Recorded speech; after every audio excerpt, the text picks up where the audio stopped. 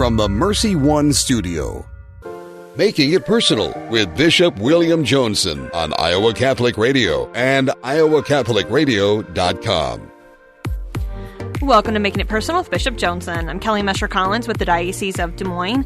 On Monday, it's the 79th anniversary of the attack on Pearl Harbor. And so on today's show, we're visiting with Dr. Stephen Sloan of the Archdiocese of Dubuque, whose great-uncle, Fr Al Schmidt, was the first Catholic priest to die in World War II after going down with the USS Oklahoma on December 7th at Pearl Harbor. He'll talk to us today about his uncle and that fateful day. But before we get to today's interview, let's find out what's on the bishop's mind. Good morning, Kelly. Morning. We're fully into Advent now, and yes. Our priests of the diocese had a marvelous kind of renewal morning on Tuesday. The spirituality of compassion and ministry in pandemic times. We were led by Dr. Dominic Vachon of Notre Dame, and he gave us a full morning just thinking about compassion not only to our people, but to ourselves, and how we renew that wellspring of compassion. I think this is something then during the Advent season that we all, we can be a little bit brittle. We can feel that we're frustrated in our ability to be for people in the way that we want to. And so I think, to allow the Lord to anoint us with the balm of his own peace that we seek, and the Prince of Peace, and all that we're there. Today, the 4th. Hey, tonight is the great Catholic Charities No Room at the Inn virtual event. It's usually in the Pastoral Center. They decorate it splendidly as they did last year. But now it's going to be hosted at Chez Moi at the Cathedral Rectory. It's not stately Wayne Manor, and it's not Downton Abbey, but Barbara Decker and I are co-hosts for this great event that's going to involve entertainment, humor, and raising money to support all the many ways in which Catholic Charities is there for hurting people these days, not only with the food pantry, those who are taking advantage of teletherapy over the phone and other things through our counselors and other things, the various services that are provided throughout. So, we know there's the rise of domestic abuse with the isolation and all that's going on, and so we want to be there for people, and this is one of the very real ways in which we can extend our arms, our love, our charity through the support of the No Room at the Inn virtual event tonight. That's at www.catholiccharities.dm.org/events. CatholicCharitiesDM.org events. Come on in and see how beautifully. I did not have lift one finger to decorate, Kelly. They told me to stay out of the way. So, and I just wanted to be for the record that glass of some red liquid that I'm holding is actually cranberry juice. So it was very disappointing to me too. But anyway, it was a work day. So okay, so very good. Yeah, so. We're looking at lots of things happening. Obviously, Monday is the Feast of St. Ambrose, our cathedral church dedicated to St. Ambrose, the great preacher and spiritual father, not only to Augustine, but, he got a little cranky once in a while, so he had to maybe tone it down. He accused Monica, the mother of Augustine, of tippling a little bit too much when she was actually just moving her lips while she was praying, so he misunderstood her. So even saints get it wrong once in a while. Pope Francis reminds us of that fact as well. But more seriously, our hearts are very much in the diocesan family with Deacon Dave Miller. His wife Jan passed away this week after a long, debilitating illness. But this great woman of great spirit and verve, and the way she reached out to the hungry, feeding the hungry and homeless in so many ways. And now may she be feasting at the great banquet table. Her services at St. John's Norwalk this evening and tomorrow. And then we're also mindful of Jan Berenson of St. Patrick's in Council Bluffs. When I was there in about 5 weeks ago to install Father James Ahankara as pastor, you could tell she ran the show in the sacristy, but very quickly contracted COVID and succumbed this week to that disease. So it's very real, and so the prospect of the vaccine is something that we want to avail ourselves of when that time comes. The bishops of Iowa met yesterday by Zoom, and we finalized our vaccine statement. The attitude that, yes, we're looking at all the different kinds of production that might happen with the vaccines, and though some of them might be derived from objectionable sources in a remote way, obviously we want something that is not only in the development, production, testing, and clean across the board. But the Catholic Church's longstanding teaching in this regard is that it's so remote, and the good to be had, not only on an individual level, but obviously the communal level, is very important. So that vaccine statement's on our website. All right. We're going to take a quick break, and when we return, we'll welcome Dr. Stephen Sloan of the Archdiocese of Dubuque to talk about his great uncle, Fr Al Schmidt. You're listening to Making It Personal with Bishop Joensen on Iowa Catholic Radio and Spirit Catholic Radio Network. Is it time for a new roof? Then it could be time for you to get to know Bell Construction. Bell Construction is a roofing company entering its 30th year of business. They specialize in residential re-roofs, light commercial jobs, and have the experience to meet all of your roofing needs with personal service. With Bell Construction, the owner will come to your home or place of business in person to inspect and ensure the quality of work that you deserve. They pride themselves in working with you on a personal basis and making sure you are satisfied. Bell Construction, 515-963-4494. Support for Iowa Catholic Radio provided by the Catholic Tuition Organization. Your support of CTO provides qualifying families tuition assistance to send their kiddos to our Catholic schools. They benefit, and you benefit, with 65% Iowa tax credits. Online at ctoiowa.org. Until December 15th, contributions from new donors are matched. New donors double their impact with a donation to CTO, thanks to the Reichart Family Foundation. The bottom line, it's for the kids and their future.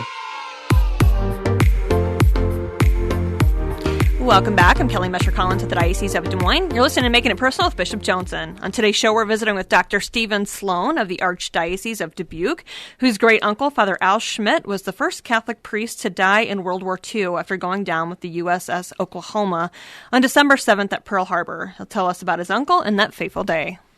Good morning, Dr. Sloan. Steve, thanks for making the time to be with us this morning. Oh, happy to join you.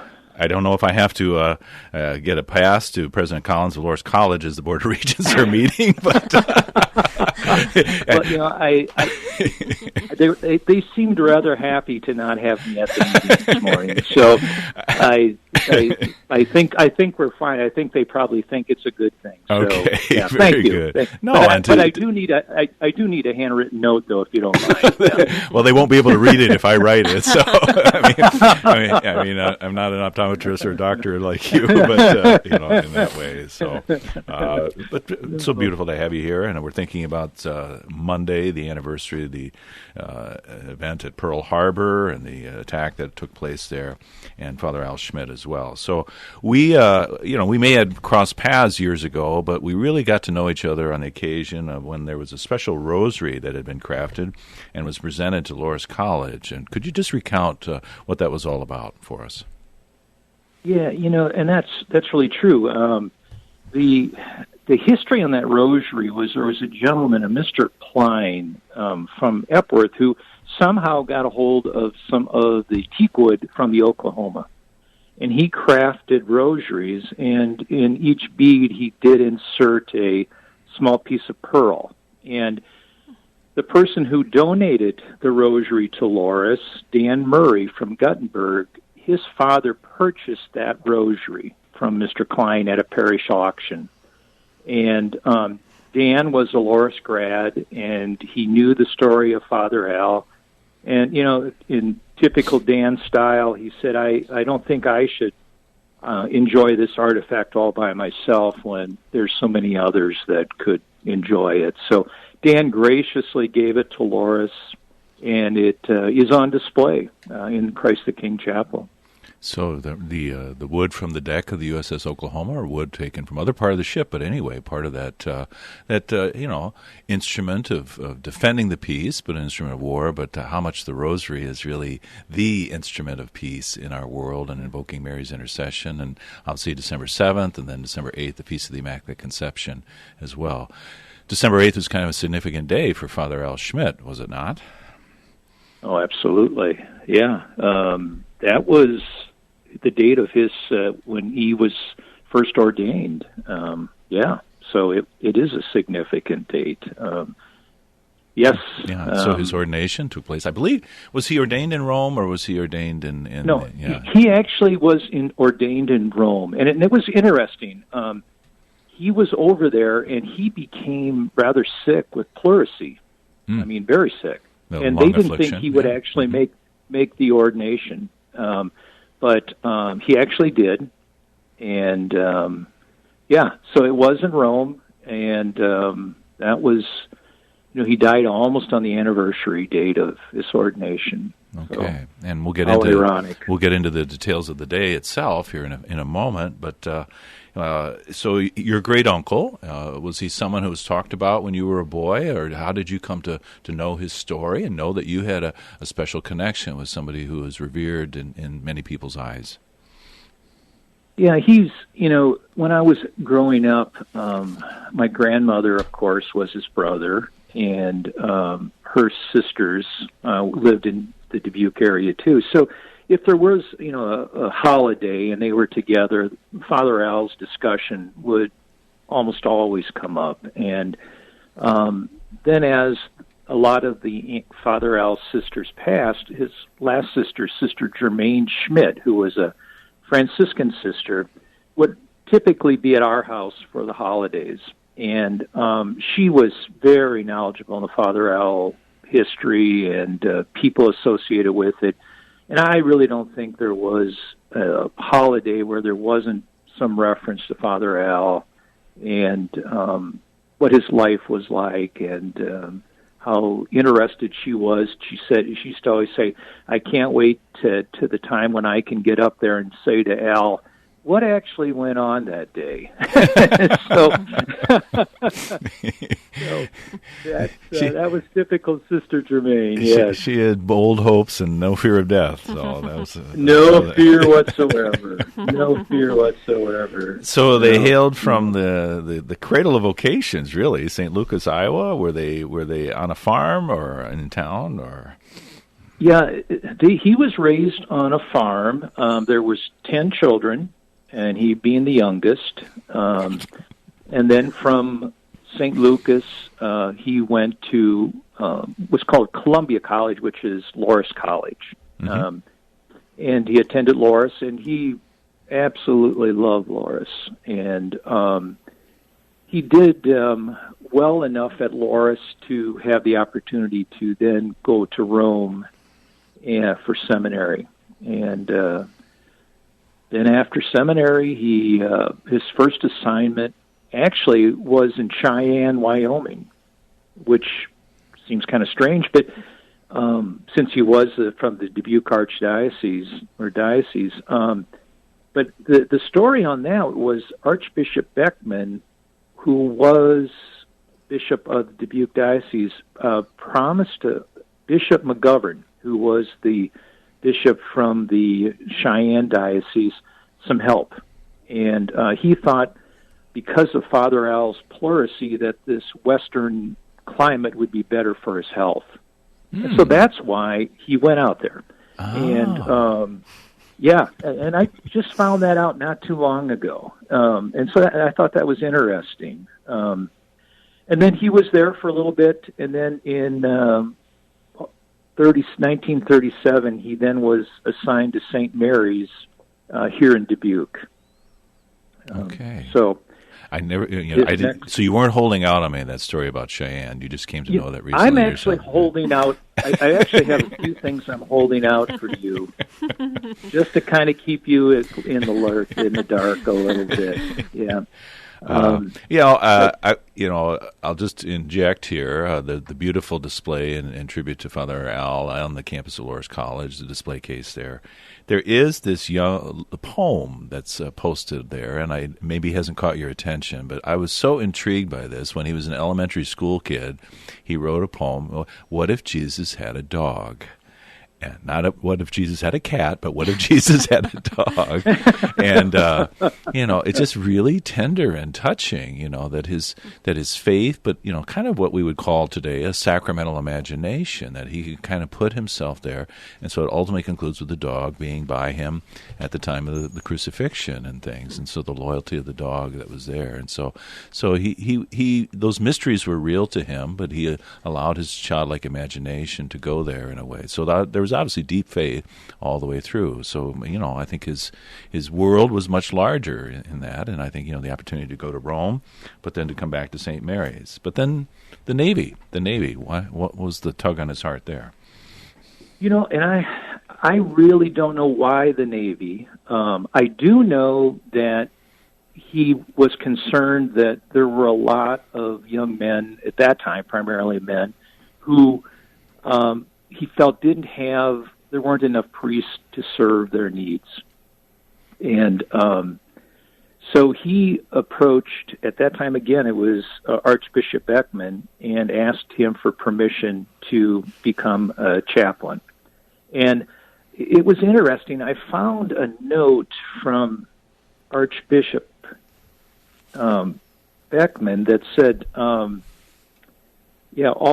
seem to, I just found it recently. Yeah, I have allowed only the best of the young priests to apply for chaplain service in this war. Priests I feel sure of, who can stand the test and reflect the credit upon the church and upon this archdiocese.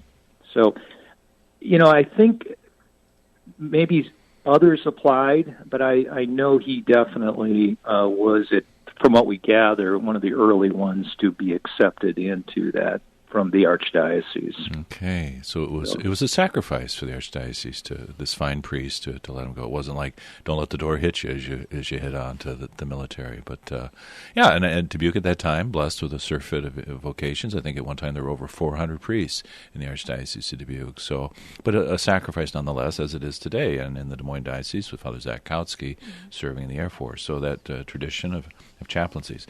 Well, let's come to the actual day, the fateful day, December 7th, 1941. It was a Sunday, was it not? And how did that day unfold from your understanding?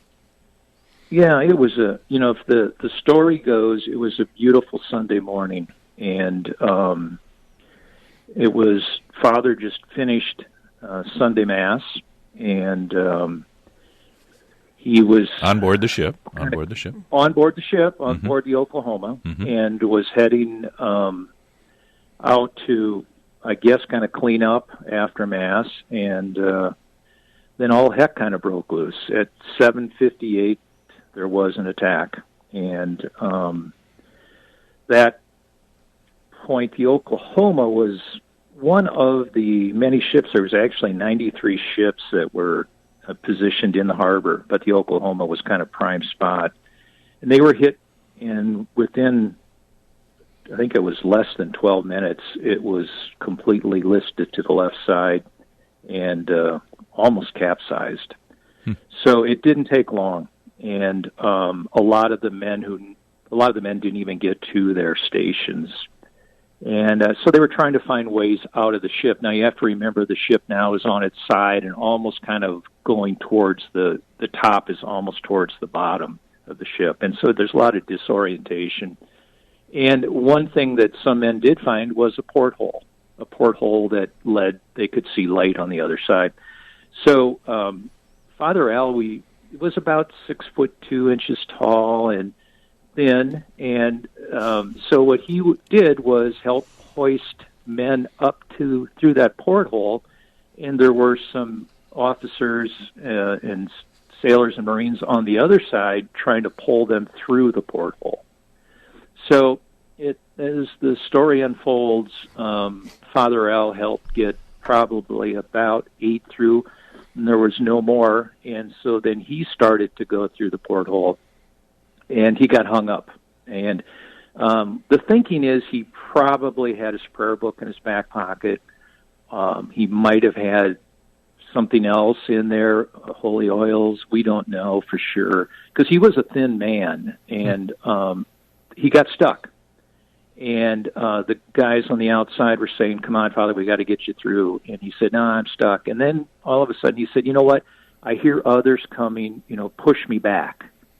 And they said, "No, if we push you back, you will not get out." And he said, "No, I order you to push me back." And they reluctantly did. And they said, actually, one of the sailors recounted the story where that was the last image he had of seeing Father's face kind of slide back into that through that porthole.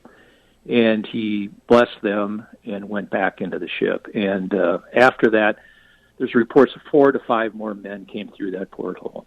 Uh-huh. And that's the last we have, the last information we have on Father Al on that date. Yeah. He must increase, and I must decrease, and the grain of wheat that dies. So, so true heroism, true moment of truth for revealing who he was, and offering that. Something we all hope, if we ever face that moment, that we would be willing to love our neighbor to the point of laying down our lives. But Father Al did it, and it's a story that there are witnesses, obviously, that you've been able to connect with and things. So this story is obviously well known, but things have happened in the last decade, and particularly with Father Al, and bringing awareness and recognition to him in a special way. And could you maybe talk about that, because you've been very much at the heart of this, kind of shepherding this whole process?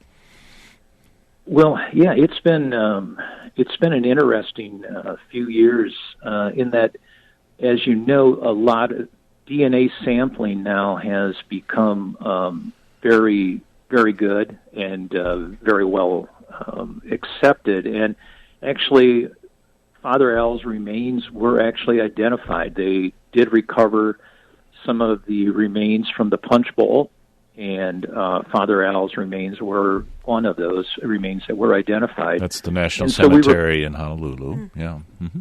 Yeah. So we were fortunate to be able to actually bring Father Al back home. And we had services at St. Lucas, his home parish, and then we had services here in Dubuque at Loras College, the chapel that was dedicated to him, and other veterans, other chaplains who have given their lives to service in this country. So that was a big day, a big time, and it was significant to be able to have him back. It meant a lot to, especially older members of the family who, it was always an unknown. No one really ever Dr. knew Sloan, what I'm just going to happened. ask you to pause here for a moment as we take a quick break, and I hope you'll remain with us to kind of tell the rest of the story here, if you would. All right. Sure. You listen to Making It Personal with Bishop Joensen on Iowa Catholic Radio and the Spirit Catholic Radio Network. Support for Iowa Catholic Radio provided by the Catholic Tuition Organization. Your support of CTO provides qualifying families tuition assistance to send their kiddos to our Catholic schools. They benefit, and you benefit, with 65% Iowa tax credits. Online at ctoiowa.org. Until December 15th, contributions from new donors are matched. New donors doubled their impact with a donation to CTO, thanks to the Reichardt Family Foundation. The bottom line, it's for the kids and their future. Thank you, Dental Associates, for underwriting Dowling Catholic Sports 365. With over 40 years' experience, Dental Associates is a group dental practice with the mission of promoting optimum health and well-being to all patients, providing preventative, restorative, and cosmetic dentistry for the entire family. Message underwritten by Dr. Kenton Gleichman, Dr. Steve Karbaka, Dr. Christine Mulcahy, and Dr. Ben Nagel. Dental Associates, addressing your smile, needs, and dreams. Online at DesMoines-DentalAssociates.com. Welcome back. You're listening to Making It Personal with Bishop Joensen. We are back with Dr. Stephen Sloan to talk about his great-uncle, Fr Al Schmidt, who died in Pearl Harbor. Thanks for remaining with us. A few more minutes away from the Board of Regents, Steve. So, great act of generosity on the part of the Schmidt family, wasn't it, to allow the remains not to come to St. Lucas, but to come to Loras College. And how do you think that by having his remains there, they're within the chapel toward the side, St. Joseph's side, and Mary on that side, they're with, as young people pass by, as young people worship God in the Mass at Christ the King. What do you think this example of Father Al speaks to young people, or speaks to all of us? That was actually our hope throughout this whole thing, and is that his story, his example, would not end. And I think it's very important that we just, we kind of take a time and think about this. Here's someone from small rural town in Iowa who goes to a Loras College, walks the hills, sits in a lot of the same buildings that others have, and at some point in his life he just decided that he's going to dedicate his life to service to others.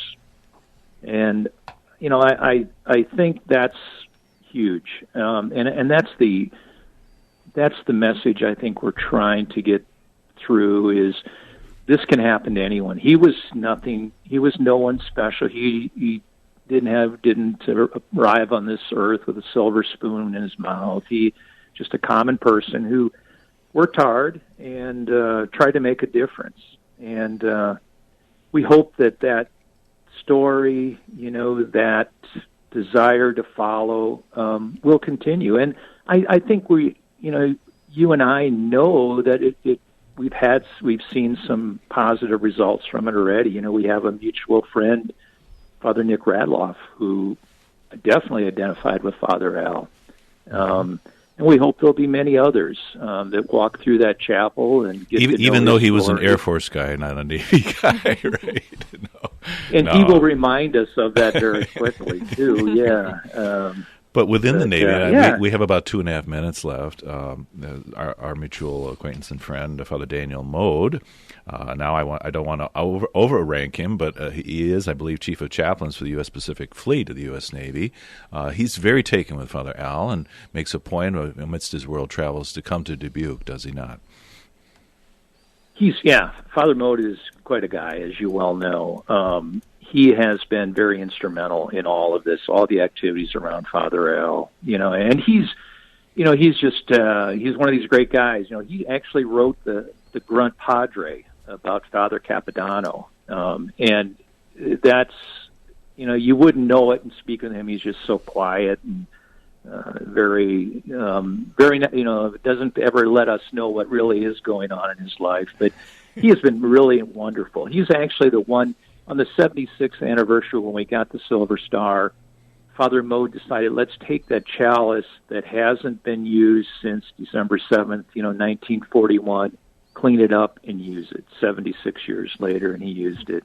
And that's just the kind of thinking he is and the kind of person he is. But, he has a special place in our hearts, and when he comes back, we call it in Dubuque mode. So it's always fun when he's back. Yes. Good. Yes. Well, with a little less than a minute here, you are still working to bring Father Al Schmidt and the island that's named after him in Dubuque Harbor. Tell us about that project that might, whether we wait till the pandemic we pass over, or even before that as we make little local destination trips. What's going on there at the island? Yeah, about the 30 island. 30 seconds here. All right. A new change in Veterans Island. It's on Schmitt Island, and there is a monument featured, and this monument is 18 tons, and it's circular. It's kind of like a silo, so to speak. And up at the top is an opening. And the idea is you go into this. And we're going to have to conclude. I'm sorry, right? But you've whetted our appetites, and thank you so much, Steve. My love to Julie and your family. Blessed Advent to you, and thank you for being with us. Thanks, Steve. This has been another edition of Making It Personal with Bishop Joensen on Iowa Catholic Radio and the Spirit Catholic Radio Network. You can hear Making It Personal with Bishop William Joensen every week on Iowa Catholic Radio and iowacatholicradio.com.